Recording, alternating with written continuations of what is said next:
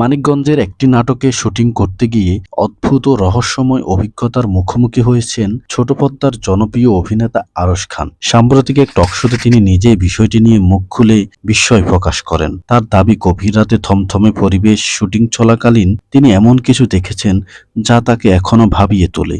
ঘটনাটি ঘটে একটি পুরনো জমিদার বাড়ির লোকেশনে। নাটকের দৃশ্য ধারণ করতে রাত অনেকটা গড়িয়ে যায়। চারপাশে নিস্তব্ধতা, আলো আঁধারির পরিবেশ, হালকা কুয়াশা, সব মিলিয়ে সেটে এক ধরনের অস্বস্তিকর পরিবেশ তৈরি হয়। আরশ খানের কথা অনুযায়ী এক ফাঁকে তিনি দূরে সাদা পোশাক পরা এক অবয়ব দেখতে পান।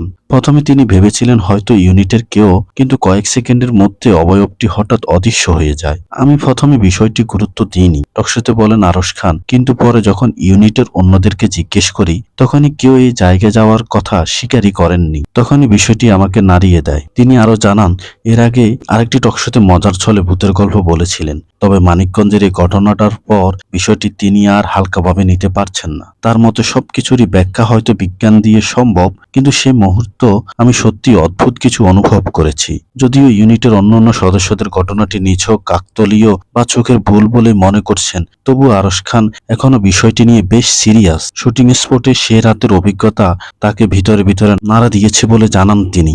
ঘটনার পর থেকে সামাজিক যোগাযোগ মাধ্যমে ভক্তদের মাঝে শুরু হয়েছে আলোচনা, কিন্তু বিষয়টি রহস্য হিসেবে দেখছেন। কেউ আবার বলছেন সবই হয়তো ক্লান্তি ও রাতের পরিবেশের প্রভাব, ভূত ছিল নাকি কল্পনার খেলা তা নিয়ে বিতর্ক থাকলেও মানিকগঞ্জের সেই রাতে আরশ খানের ক্যারিয়ারের একটি আলোচিত অধ্যায় হয়ে থেকেছে।